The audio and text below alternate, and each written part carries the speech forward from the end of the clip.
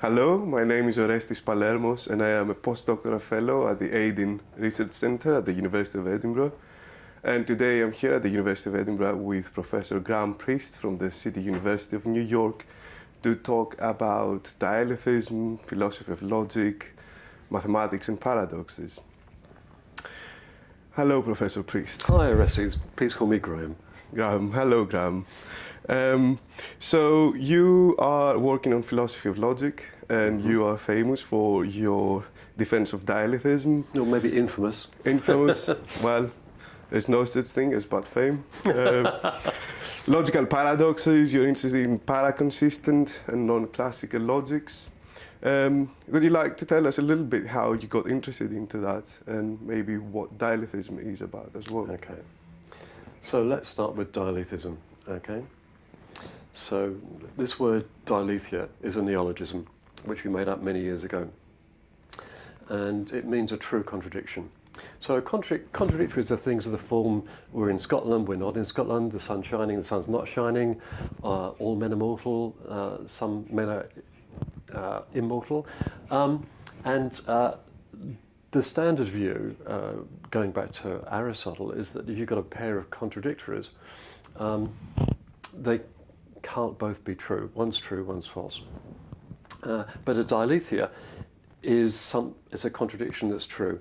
So this is a dialetheism is the view that some things are dialetheas. And this is a highly unorthodox view just because, as I said, the sort of standard view in Western philosophy has been that contradictories can't both be true. So that's dialetheism. Now, why did I become interested in dialetheism? Well, many years ago, I was a mathematician and I was writing about mathematical logic, and as a lot of logicians do, they think about the importance of Gödel's theorems and so on. If you look at the proofs of Gödel's theorems, or Gödel's proof of his theorems, they come very close to paradox. So the proof of Gödel's theorem involves a sentence which says, in effect, this sentence is not provable in a system or other. Now, think about that sentence for a moment. If it's provable, then presumably it's true, so it's not provable. So if it's provable, it's not provable, so it can't be provable. Hey, we've just proved that, okay, so it's true. Now, that's a bit of paradoxical reasoning. Now, that sort of reasoning is employed in Gödel's proof of his theorem, although you can't actually push the contradiction through. What you get is you get off the boat at a certain point and you prove that your theory is incomplete.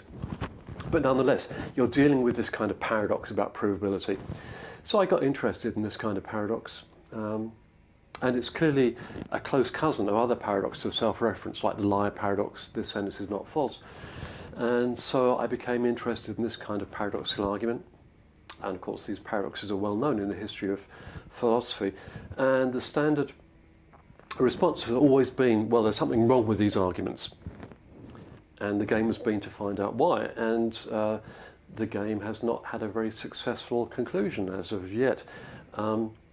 Logicians have been arguing about these things for over 2,000 years, and as far as paradoxes like the liar goes, there's absolutely no consensus. So a kind of natural thought, I think, is, hey, maybe we've been barking up the wrong tree. We're trying to show what's wrong with these arguments, but there's actually nothing wrong with them. They establish what they appear to establish, namely that certain contradictions are true. So you have dialetheism. Would you say that that actually offers a way out of some problems within philosophy? So, for instance, some people support the relativist position, but then say, well, is that relative itself? So, some positions seem to be self-referential, but then if dialetheism is true, then that would be not a problem for these positions. Well, relativism can mean many things, and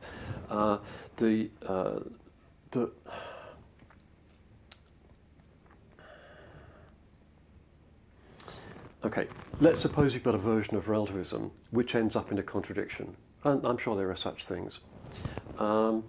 then if you endorse such a theory, then it looks like you're going to be pushed into contradiction, and you might take that as showing that the relativism is wrong. On the other hand, you might turn the modus ponens into modus tollens and say, look, if the arguments for that kind of relativism really are good, then you should buy it, and you should buy the consequences, and maybe that consequence is dialetheism. There are lots of ifs there, okay, but that's the kind of logical geography of the situation. Okay, so we see that dialetheism has lots of applications within philosophy and logic, but you have also linked it to Buddhism, both the kind of consequences it has, because Buddhism puts forward lots of, let's say, paradoxes in its philosophy, but also you have linked it historically as a way of understanding the world to Buddhism. Okay, so my interest in Buddhism was not driven by dialetheism. I think it's a philosophy which I find independently very interesting. But there are elements of Buddhism which tend to push you towards contradictions. This is not just true of Buddhism, it's also true of many of the great Western thinkers like Heidegger and Wittgenstein in the Tractatus and so on. But I think probably it's true that many of the Asian thinkers, especially the East Asian thinkers, have been more inclined to be comfortable with accepting a contradiction than most Western philosophers. So, how you interpret this is contentious, and people who do Buddhist philosophy disagree about these things. Of course, it's philosophy. But it does seem that certain aspects of Buddhist philosophy will push you towards contradiction. And again, if you think the arguments that push you towards this philosophical position are good, then you have to accept the consequences, which may be contradictory. Mm-hmm.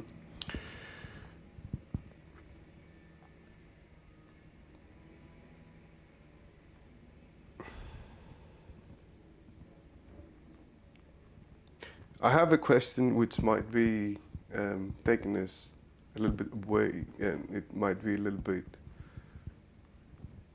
a creative one, but I want to ask you. So, the word dialetheism comes from the Greek word aletheia, which means truth. And if you're going to translate aletheia literally, it means that it is the thing that you cannot forget. Does it ring any bells for you when you're thinking about dialetheism? And could that relate to paradoxes somehow? Okay, yes, it rings bells. Come back to that in a second. But just the word dialetheism itself, it's obviously a neologism. And many years ago, when I was starting to work on this stuff, I was working with an old friend of mine, Richard Routley as he was then, who's now sadly been dead for nearly 20 years. And we were interested in paraconsistency. So earlier you mentioned non-classical logics. Paraconsistent logic is a kind of logic where contradictions don't imply everything, as they do in kind of standard logic. Now, you might well think that the correct account of validity is paraconsistent, but that does not mean that you think that some contradictions are true. It just means that not everything follows from a contradiction. But in those days, the word paraconsistent was being used both for the sense I've just explained, but also for dialetheism. And we needed to find a word to distinguish between these two views, so we had to coin a neologism. So I remember we were at the ANU, and we went down to the library and we looked through the Greek dictionary, and we looked through the Gaelic dictionary, and we looked through the Hebrew dictionary, looking for a nice word, okay, and we just couldn't find one. So in the end we decided we had to coin a neologism. And the inspiration is a passage by Wittgenstein from the remarks in the Foundations of Mathematics, where he likens the liar sentence, this sentence is false, to a Janus-headed figure facing truth and falsity. So it it's a two-way truth, as it were. So we thought, okay, Dialetheia. Now, does it ring bells? Yes. The obvious bell it rings is with Heidegger, because when Heidegger talks about truth, he insists on using the word aletheia, because he identifies truth in a certain sense with revealedness, which is aletheia. Okay. So many years ago I started reading Heidegger and writing about Heidegger, and it always seemed to me that Heidegger should have been a dialetheist, and as far as I could see, he wasn't. But a student of mine last year finished his doctoral thesis on Heidegger, a man called Filippo Cassati, and he showed me, I think quite conclusively, that in his later life Heidegger actually became a dialetheist, which is not a common view, I think, but the textual evidence, I think, is pretty strong. So I don't know if that's the kind of bell you had in mind. However, that's the bell that rung. Okay, so that's very interesting, because the next question I wanted to ask you was about what are the links between dialetheism, Buddhism, and modern science, which is something that you were talking at the massive online open course that you recorded for us. And for instance, Heidegger's philosophy of mind is known to lead to certain advances, recent advances within philosophy of mind, and there are also perhaps some themes that are similar to Buddhist philosophy in Heidegger's philosophy. So, in other words, there does seem to be a connection between ancient Buddhist thought and modern advances within philosophy of mind and cognitive science, but at the same time you have also talked about connections between physics and Buddhist thought, as well as other disciplines. What would you say are the most obvious connections between all these different fields? Okay, well, that's a complex. Let me start by drawing a distinction. Sometimes people talk about an early Heidegger and a later Heidegger. So the early Heidegger is seine Zeit. Then there's something that happens in Heidegger's thought called the Kehre, the turning. And after that you get the later Heidegger, which is where he starts to talk about language and poetry and things which are kind of more metaphysical, if I can use that word. Now, the connection between the Heidegger and the philosophy of mind is with the early Heidegger. So this is his discussion of embodiment in Sein und Zeit, his views about being embedded in the world, and that's been picked up by a number of people in cognitive science who, thinking about the mind, have realised that you can only talk about the mind if it's embedded, physically embedded in a body, in a society, etc. So those connections, I think, have a number of cognitive scientists have really started to think about, and that's great. The connections between Heidegger and Buddhism are not between the first Heidegger, the early Heidegger, but the later Heidegger. So Sein und Zeit starts with the Seinsfrage, the question of being. So, Sein und Zeit, what is being?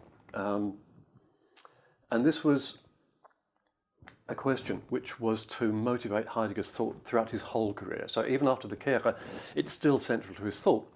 And he's struggling with the question of how to answer it. Because there's an obvious problem. I mean, as soon as he asks the Seinsfrage, he says, look, there's one mistake you must not make. Whatever being is, it's not a being. It's what makes any being a being. Okay, so if you want to say what is being, well, any answer you give to that question is going to treat it as a being. If I say being is so-and-so, I'm treating it as an object. Just if I say Edinburgh is the capital of the world, of Scotland, that's treating Edinburgh as an object and so on. So to say X is something or other is to treat X as an object, right? So you can't answer the damn science frage. In fact, it's worse than that. You can't even ask it. Because I say, what is being? I'm still treating it as an object. Mm-hmm. So Heidegger has a problem, and this is a problem he wrestles with a lot, especially in the later Heidegger. Now, there is a strong connection between Heidegger and especially East Asian Buddhism. So there's a school of philosophy in the 20th century, the major school of Japanese philosophy in the 20th century, called the Kyoto School, because it's in Kyoto. And a number of the Kyoto School philosophers were very interested in Western philosophy, and some of them actually went to study with Heidegger. Nishtani studied with Heidegger in the late 30s, for example. So the Kyoto School philosophers are drawing on elements of Western philosophy, but also on elements of Buddhist philosophy, and especially Zen Buddhism. Now, Zen Buddhism has a kind of problem which is similar to the problem that Heidegger faced. Because in Buddhism, there's a view to the effect that there's a world of appearances, the way the world appears to us, and then there's a kind of ultimate reality which the appearances of the world cloak in some sense.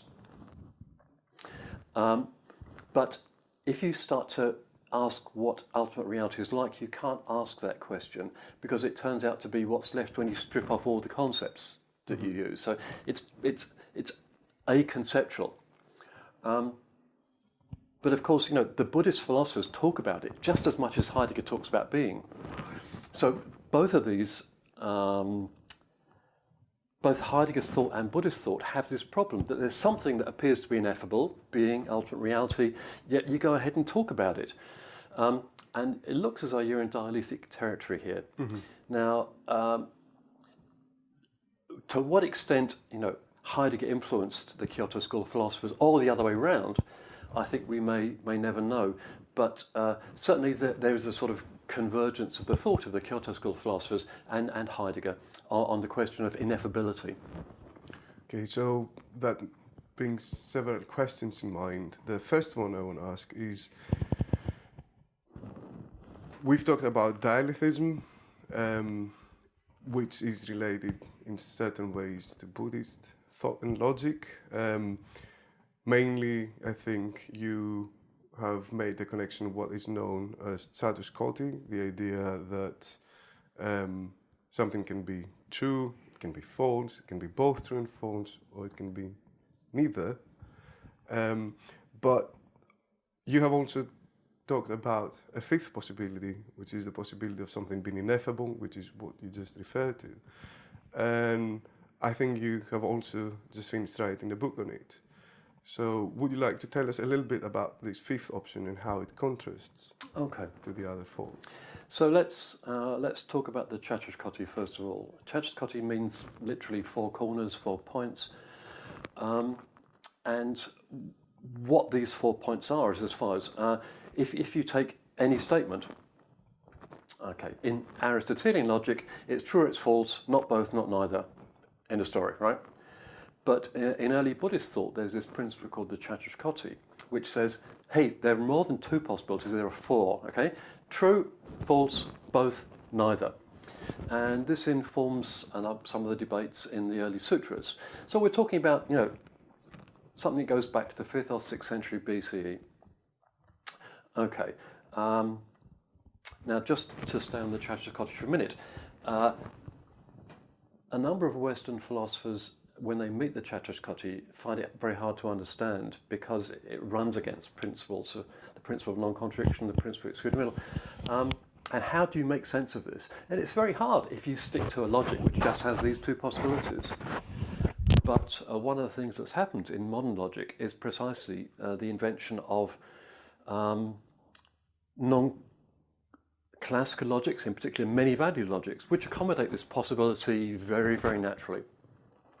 So, although of course the early Buddhists knew nothing about this, you can certainly make sense of the view in terms of modern non-classical logic.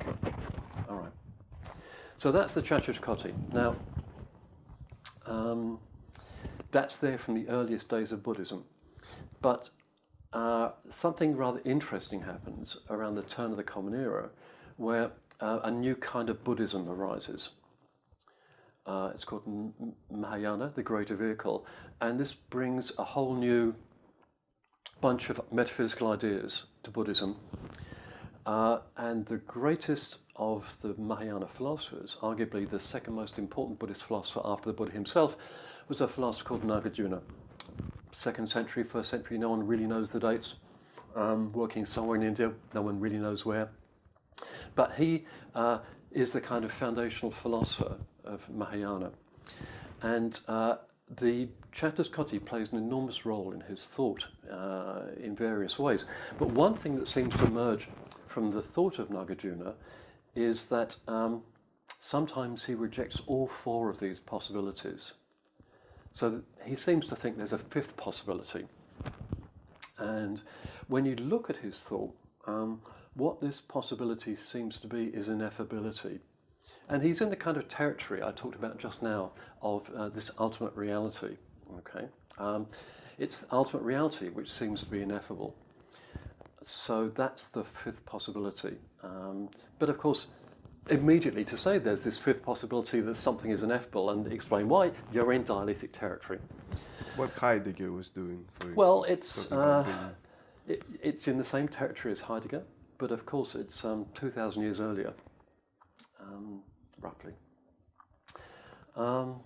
So the book I've just finished is called The Fifth Corner of Four, and it's precisely about the history of Buddhist metaphysics, the Chattoskoti, and ineffability. And so it tells a story about Buddhist metaphysics, its evolution over 1,500 years in India and China and Japan. And then, since I'm a logician, I tend to think in logic-y terms, and so it deploys some of the concepts of modern non-classical logic to try to make sense of this. Because one thing we've learnt about is that the techniques of logic are so much more versatile than people realised in the first half of the 20th century, that we can make sense of a lot of things that may not have occurred to people make sense before that. Okay. So as a final question, I would like to ask you, what do you think are the connections between ancient Buddhist thought and ancient philosophy? Ancient Greek philosophy. Ancient Greek philosophy, because I think you mentioned that when Buddhism started leaving India, Middle East, was a Greek colony, so one question is whether they brought back any of the Buddhist philosophy with them, and also whether these two philosophies have perhaps coexisted along the centuries, because for instance you said that we can find similar themes in Heidegger's philosophy 2,000 years after the Buddhists first talked about it. Yeah. Okay, so let's deal with the second question first.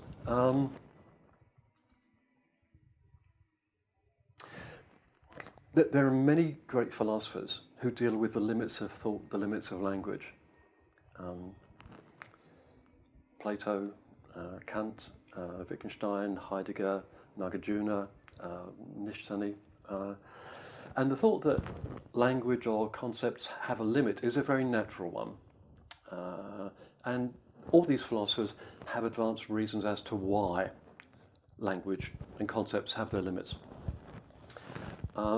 You may or may not agree with their reasons. However, they put these forward.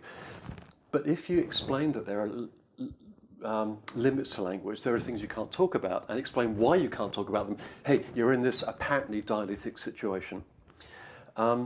So, yeah, the thought that there are limits to language and concepts seems to be a perennial one in philosophy, East and West. And it might be driven by very different considerations, which suggest that there are limits to our concepts and language, but it does seem to be one that occurs again and again and again, and for quite different reasons many times. So that's the second part of the question. Now the first part of the question is sort of unanswerable. However,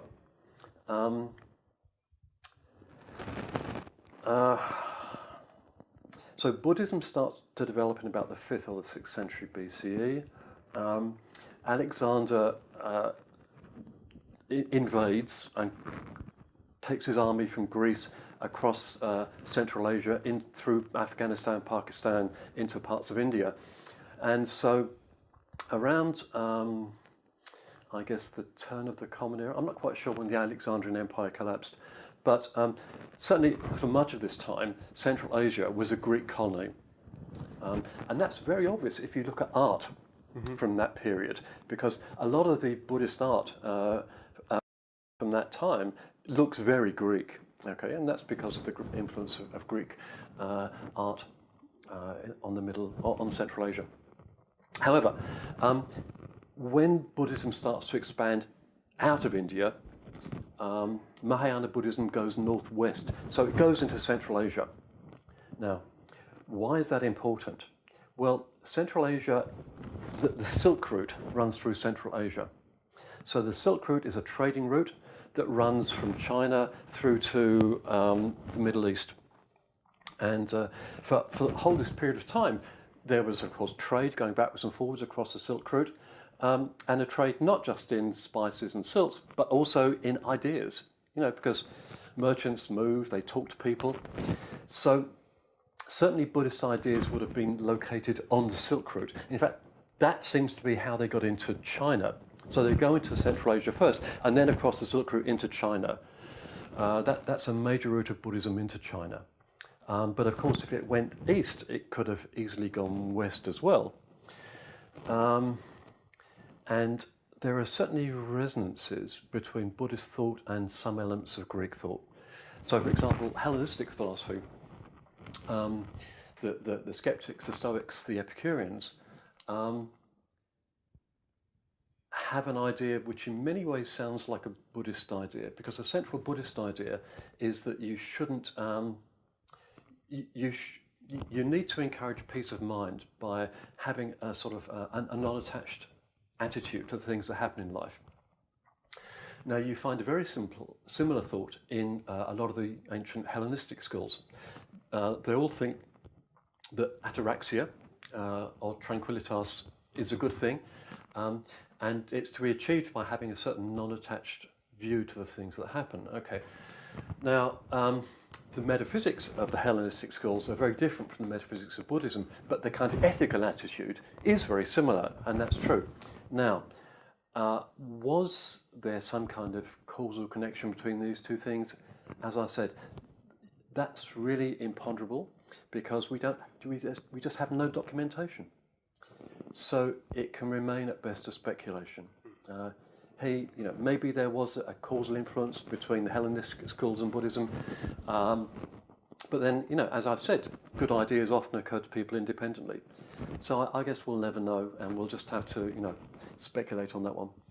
Okay, and a final question then. This was your answer about the past of how the two schools of thought may have interacted. How about the future? In the massive open online course, you talked about some things about how Buddhist thought might feed back to Western modern science. So what would you say are the main? Well, there are certainly elements of resonance or commonality between some aspects of Buddhist thought and some aspects of scientific thought. If there's going to be influence there, I think it's more likely to go from science to Buddhism than vice versa. Mm-hmm. Because the Dalai Lama is on record as saying, well, if science establishes stuff that's incompatible with Buddhism, it's the science that's important, and that may well happen. Buddhism has been revised quite a lot in 2,000 years, and I'm sure it's going to be revised some more. I don't think that I can see developments in science coming from Buddhist thought, although maybe it will suggest some experiments one could do, for example, on brain structure.